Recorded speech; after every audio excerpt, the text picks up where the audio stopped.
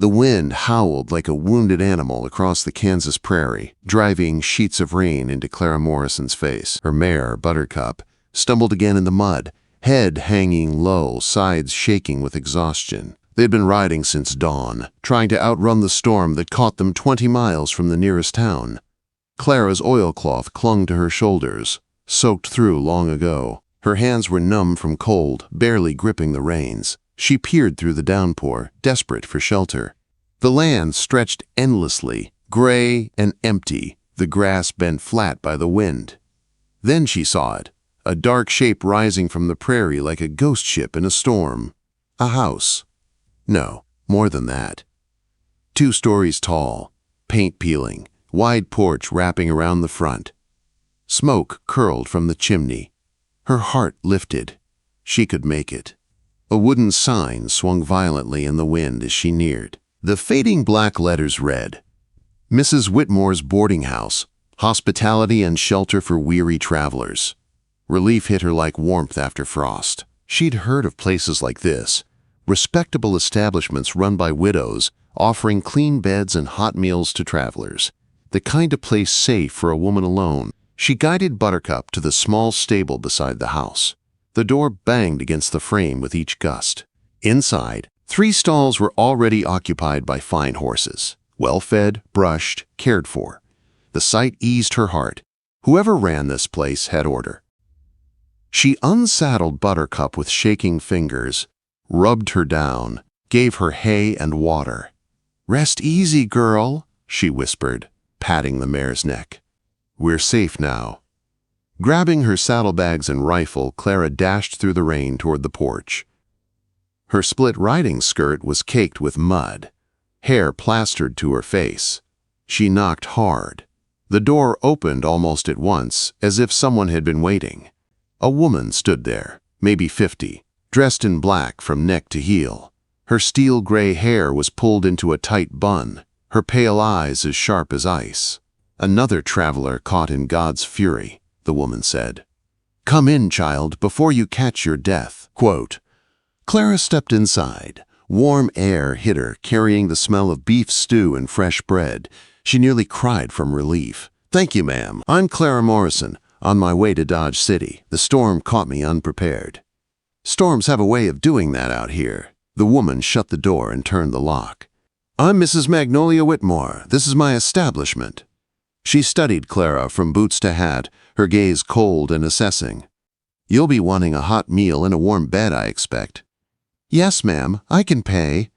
Mrs. Whitmore waved a hand. "We'll discuss payment after you've eaten. Follow me."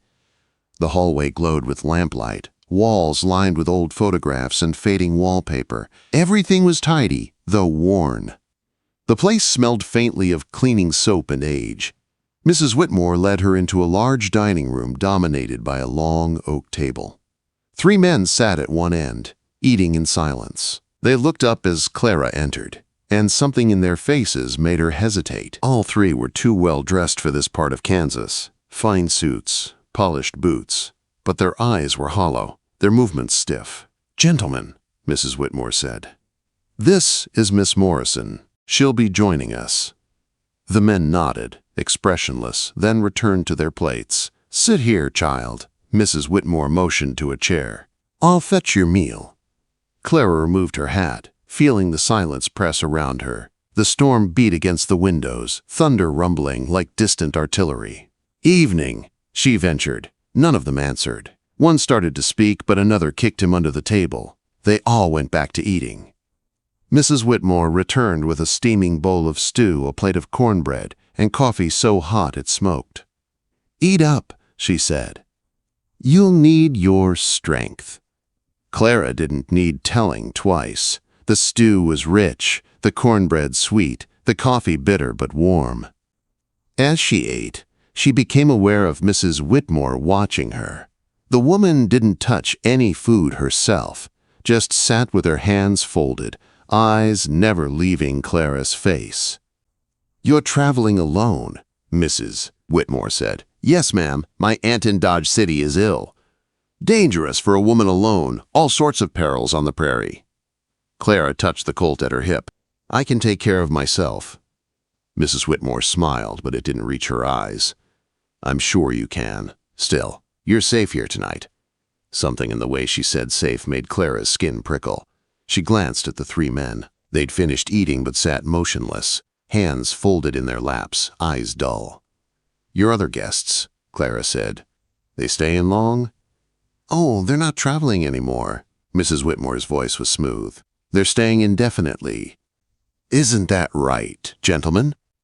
All three nodded in eerie unison. Mrs. Whitmore rose. "Now then, Miss Morrison, about your room." "I have a particular rule for female guests." "What kind of rule?" Instead of answering, the widow crossed to a shadowed corner. Clara heard chains rattle before she saw him. A man sitting on the floor, wrists and ankles bound in iron.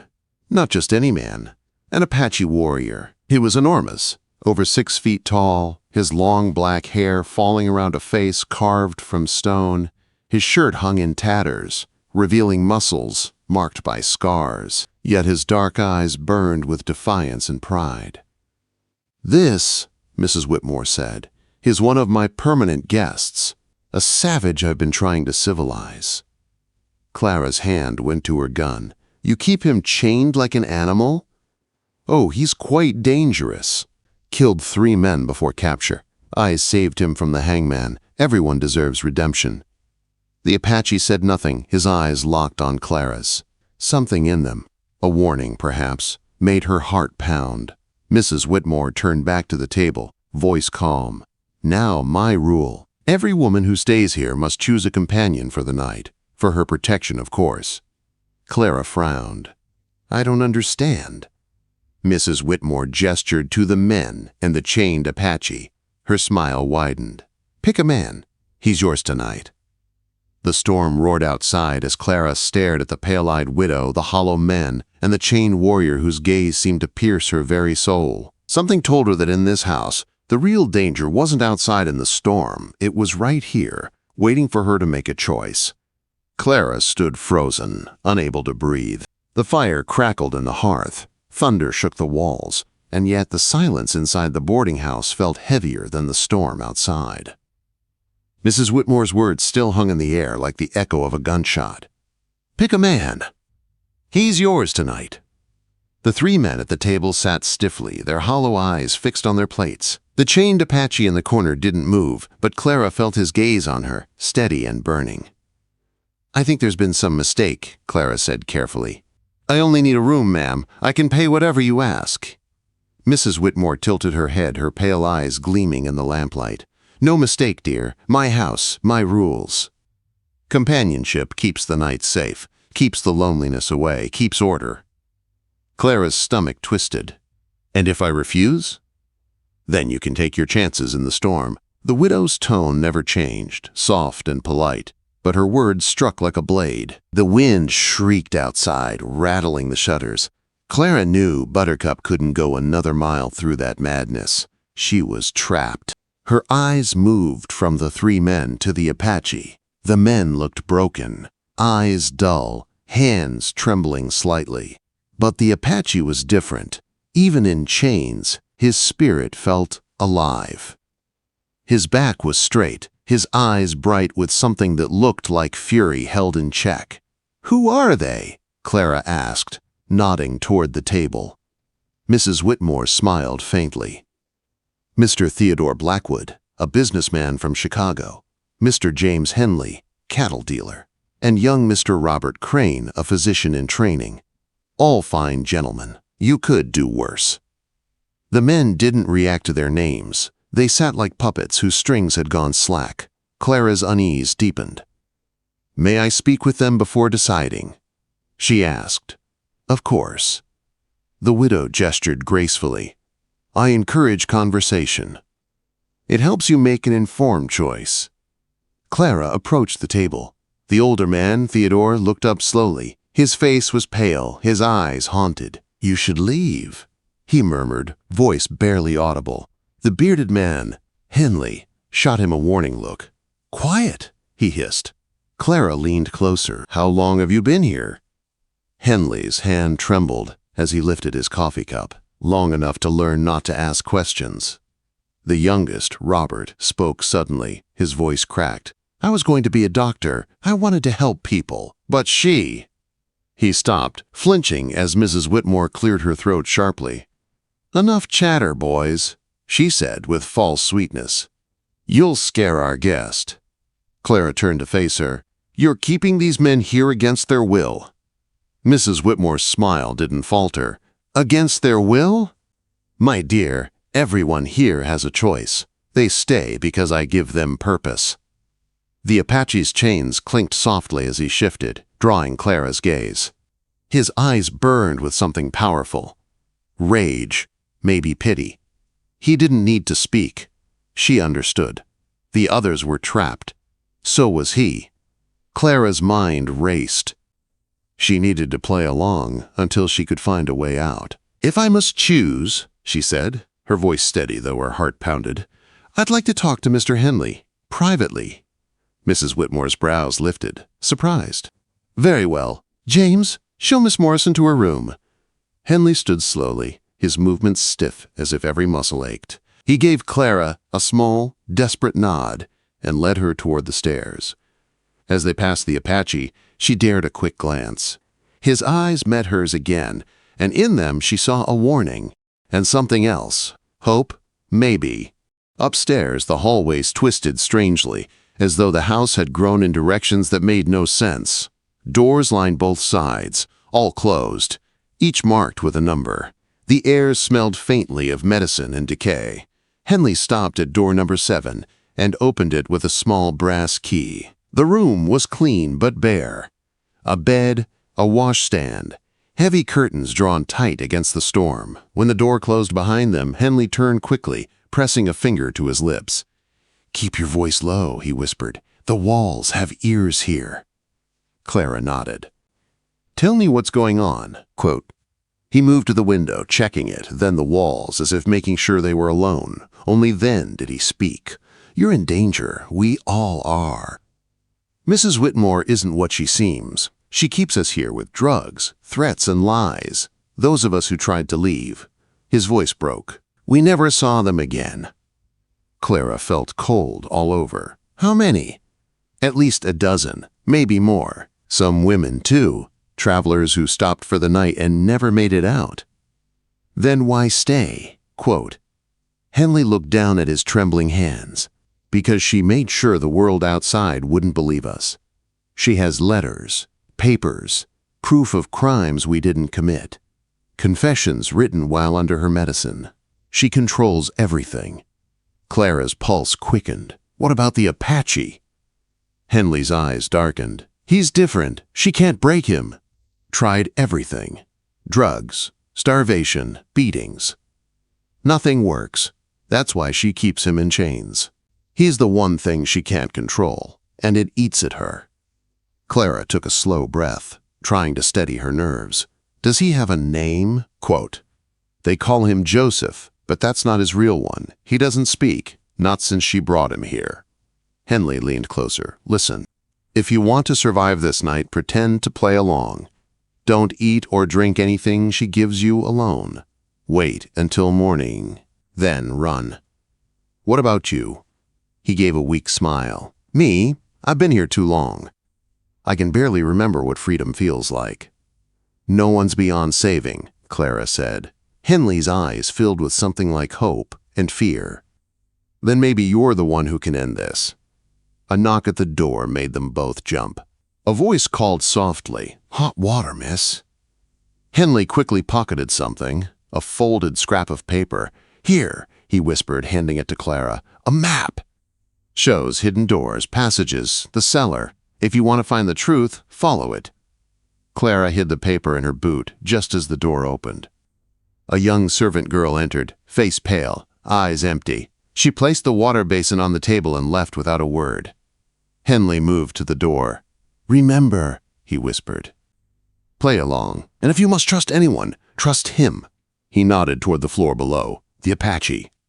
Then he slipped out, leaving Clara alone. Outside, thunder rolled across the plains. Inside, she unfolded the damp scrap of paper and studied the lines and markings by lamplight. One spot near the back of the house was circled in ink, labeled cellar. Her heart pounded as she whispered to herself, "Then that's where I'll start."